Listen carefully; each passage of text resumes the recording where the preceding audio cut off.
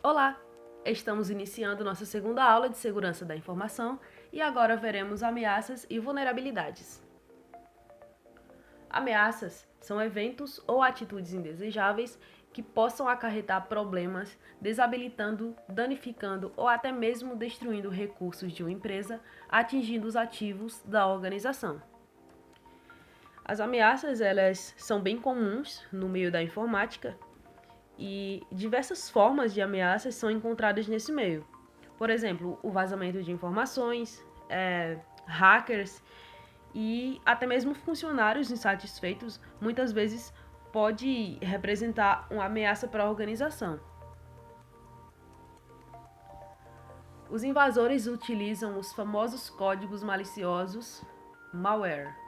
Então existem vários malwares, vários tipos, mas eu só vou mostrar alguns para a aula não ficar muito extensa.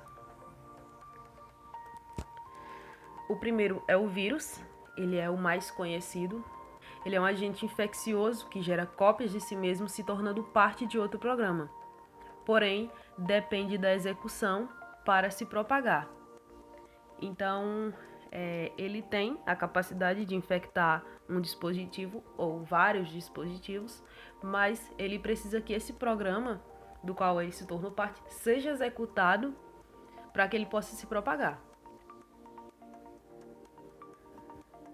O vermes ou worms, ele é semelhante ao vírus, mas ele não depende de programa ou arquivo para se multiplicar. Então, ele tem essa similaridade, mas também tem essa diferença. Ele se multiplica automaticamente. Boot e bootnet. Os bootnets são uma rede que conta com milhares de computadores que foram infectados com o boot. Então, o boot ele é semelhante ao worms, só que ele tem uma diferença que ele pode ser acessado remotamente.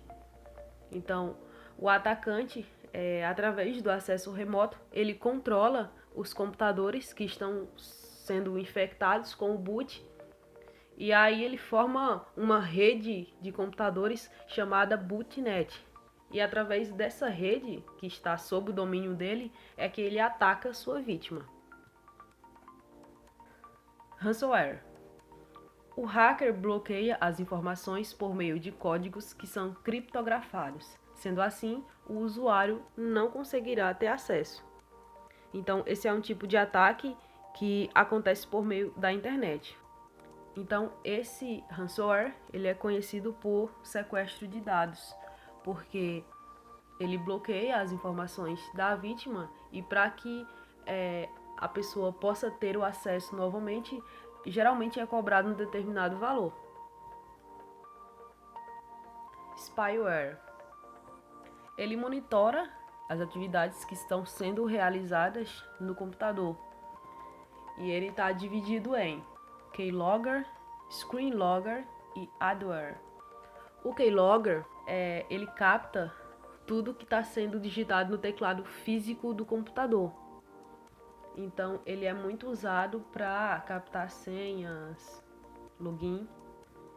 E temos também o screenlogger, que é semelhante ao keylogger. Ele possui praticamente a mesma funcionalidade, só que ao invés de captar o que é digitado no teclado físico, ele capta o que é digitado no teclado virtual do computador. E o adware, ele apresenta anúncios onde o usuário clica e é direcionado para páginas falsas. Cavalo de Troia, também conhecido como Trojan ou Trojan Horse, ele é baixado sem que o usuário perceba. Por quê? Porque ele vem escondido por trás de aplicações simples, então o usuário não percebe que está baixando um cavalo de Troia. Ele possui funcionalidades maliciosas que têm o objetivo de alterar o sistema, dando a possibilidade de ataque àquela máquina.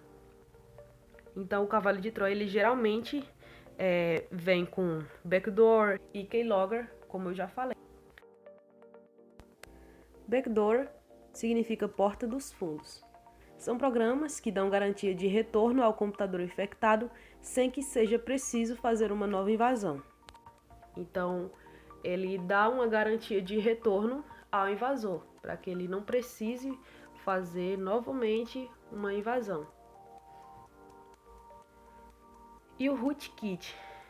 Eles são programas que ocultam a presença de invasores em um equipamento. Então, eles disfarçam o malware para evitar que eles sejam detectados pelos aplicativos antivírus.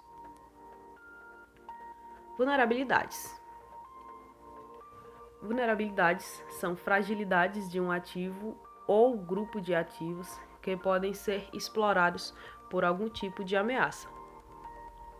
Nós temos aqui alguns tipos, como vulnerabilidade física, natural, hardware, software, comunicação e humana.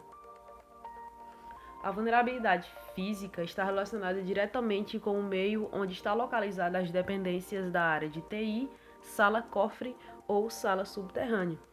Então, essas áreas, por serem de extrema importância para a organização, devem ser bem protegidas, não somente de ataques, mas protegidas também de desastres naturais. A vulnerabilidade natural, eu coloquei alguns exemplos aqui. Furacão, raio, inundação, etc. A vulnerabilidade de hardware e software, eu também coloquei alguns exemplos. Software mal desenvolvido, incompatibilidade de hardware com software, software mal instalado, software mal configurado. Então, as empresas é importante que invistam em tecnologia, mas é importante também que se contrate funcionários que façam a atualização e configuração adequada dessas ferramentas para evitar esse tipo de vulnerabilidade. Vulnerabilidade de comunicação. A vulnerabilidade de comunicação está ligada a formas utilizadas para a transmissão de dados ou informações. Então, são coisas simples, como conversar em algum local onde existem pessoas circulando, ou falar ao telefone próximo a pessoas que podem até comprometer a organização. Pode até expor alguma coisa que não era para conversar em público, como, por exemplo, se for uma informação secreta. E a vulnerabilidade humana, de certa forma, também está ligado à vulnerabilidade de comunicação, já que isso parte das pessoas. Então, a vulnerabilidade humana diz respeito a todo tipo de brechas causadas pelos próprios colaboradores. Então, isso pode ocorrer mesmo sem a intenção de causar dano à empresa, mas que pode trazer, muitas vezes, grandes prejuízos para a organização. Como, por exemplo, se a pessoa vazar informações sigilosas, como o exemplo que eu dei anteriormente de conversar no telefone perto de pessoas que não fazem parte da empresa. Então é isso, pessoal. Até a próxima aula.